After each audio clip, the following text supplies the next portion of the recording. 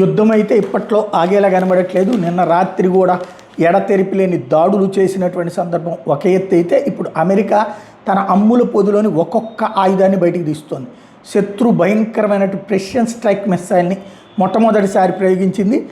అమెరికాలోని మేరీల్యాండ్ కేంద్రంగా పనిచేసే లాక్హీడ్ మార్టిన్ సంస్థ 2023 డిసెంబర్లో ఈ రకం క్షిపణుల్ని అమెరికా బలగాలకు ఇచ్చింది. కనిష్టంగా 60 కిలోమీటర్ల నుంచి గరిష్టంగా 500 కిలోమీటర్ల పరిధిలోని లక్ష్యాలను అత్యంత ఖచ్చితత్వంతో నాశనం చేయడం అనేది ఈ పిఆర్ఎస్ఎంల ప్రత్యేకత.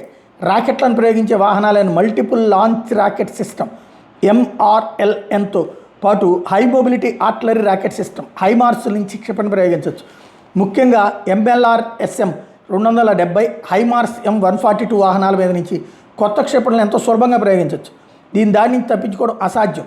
క్షిపణిని ఇతర రకాల లాంచర్ల నుంచి సైతం ప్రయోగించవచ్చు. అత్యవసర సమయాల్లో ఎలాగైనా ఇతర లాంచర్ల నుంచి ప్రయోగించేందుకు వీలుగా ఓపెన్ సిస్టమ్ ఆర్కిటెక్చర్ విధానంలో దీన్ని రూపొందించారు.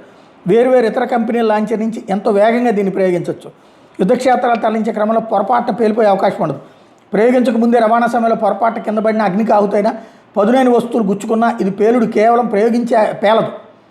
కేవలం ప్రయోగించాక ట్రిగ్గర్ని క్రియాశీలం చేశాక మాత్రమే భారీ స్థాయిలో పేలిపోయి పెనువినాశనం సృష్టిస్తుంది. ఆర్మీ టాక్టికల్ మిసైల్ సిస్టమ్ ATACMగా పిలిచే దీర్ఘశ్రేణి పాతతరం MGM-140 బాలిస్టిక్ క్షిపణుల స్థానంలో కొత్త PRSMను తీసుకొచ్చారు. ఇవి గగనతలం నుండి గగనతలానికి ప్రయోగించే క్షిపణులు పాత క్షిపణుల పరిధి కేవలం 300 కిలోమీటర్లు అయితే కొత్త క్షిపణుల పరిధి 500 కిలోమీటర్లు.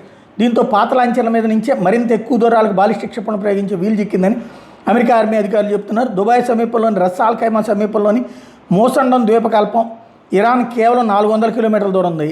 అంతే పరిధిలో పనిచేసే PRSMలతో ఇరాన్ పైకి నిరాటంకంగా దాడి చేయాలని అమెరికా భావిస్తోంది. రష్యాతో 1987లో కుదుర్చుకున్నటువంటి మధ్యశ్రేణి అణ్వస్త్రాల నిరోధ చట్టం అమల్లో ఉంటే PRSS వినియోగానికి అవరోధాలు ఉండే. అయితే 2019 ఒప్పందం నుంచి ట్రంప్ తప్పుకోవడంతో కొత్త క్షిపణుల తయారీ వినియోగానికి అమెరికా తలుపులు బార్లా తెరిచిందని నిపుణులు చెబుతున్నారు.